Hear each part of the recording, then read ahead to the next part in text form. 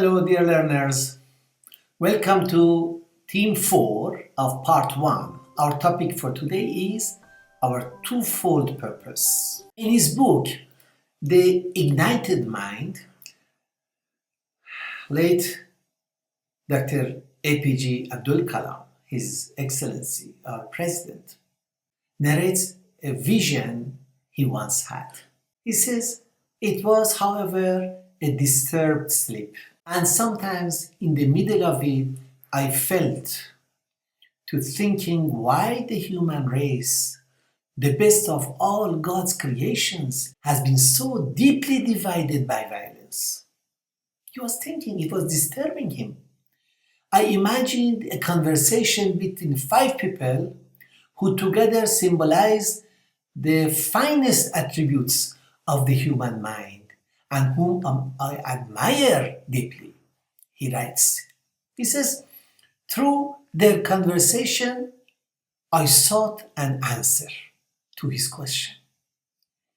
In this experience, much more intense and vivid than a dream, though, for want of a better word, I shall term it that. I saw myself in a desert, with miles of sand all around. There was a full moon, and the desert was bathed in its light. 5 men, Mahatma Gandhi, Albert Einstein, Emperor Ashoka, Abraham Lincoln, and Khalif Omar, they stood in a circle, along with Dr. Abdul Kalam. Each one of them commented on the affairs of the world and what they felt about it. Now came the turn of Albert Einstein. He said, I would like to recall my friend Werner Heisenberg's view. So what Heisenberg had told to Einstein. You know, in the West, because Einstein was from the West, of course, from Germany. You know, in the West, we have built a large, beautiful ship. Imagine a beautiful ship of those days, Titanic, for example.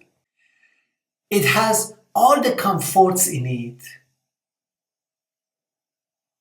Imagine excellent, stay facilities, wonderful engine, catering, everything is just amazing. But one thing is missing from the ship. It has no compass and does not know where to go. So what is the use of such a ship that does not have a compass and does not know where to go? Einstein said, that is the condition of the Western civilization. And then Einstein said, men like Tagore and Gandhi and their spiritual forebears found the compass. Why can this compass not be put in the human ship so that both can realize their purpose?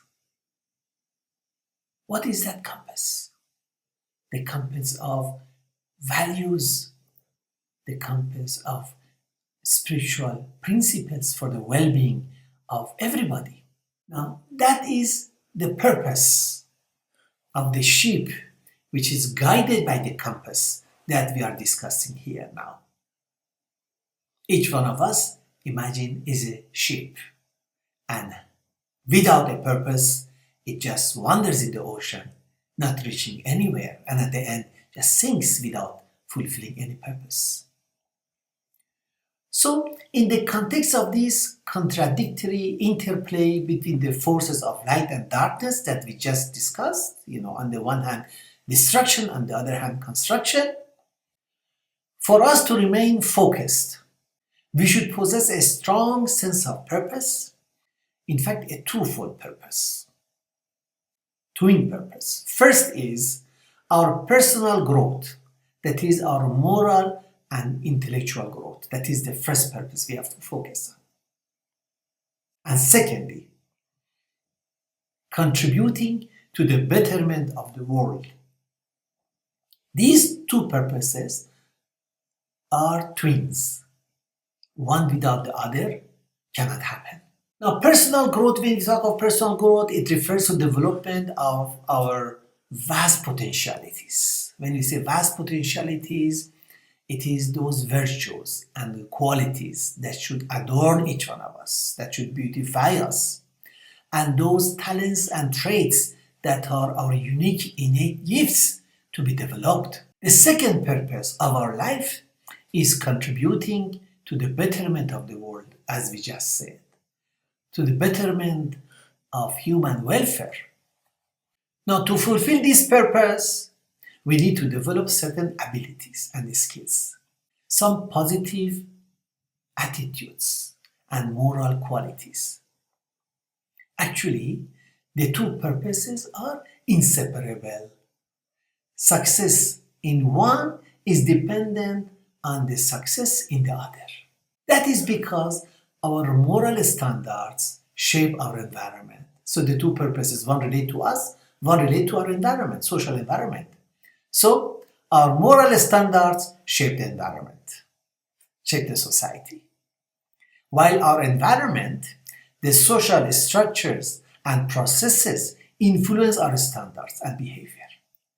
See, we influence the environment, our society, and society influences us.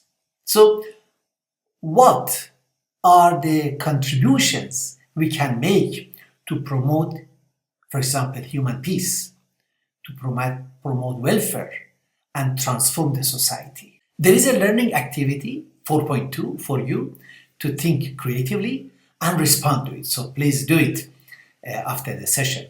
So now, to achieve personal development, we need to put an extraordinary effort every day. It does not happen automatically, friends. We get up, we do, or we sleep. It does not mean that our personal development takes place. Our efforts should be focused on a number of things. Acquiring knowledge, that is, including knowledge of our own self. Control our lower nature and animal-like tendencies, and practicing moral and spiritual qualities that are already within us. They are there. We just have to practice them, We must joyfully do this. We must joyfully become truthful. We must joyfully become honest. We must joyfully become fair-minded, as they will free us from our selfish desires. Otherwise, we remain a prisoner of our selfish desires if we don't practice these values. So our selfish desires become a prison and lead us, to becoming dependent, to becoming tied down. Otherwise, by freeing ourselves from these, we will be able to achieve real liberty. Thank you.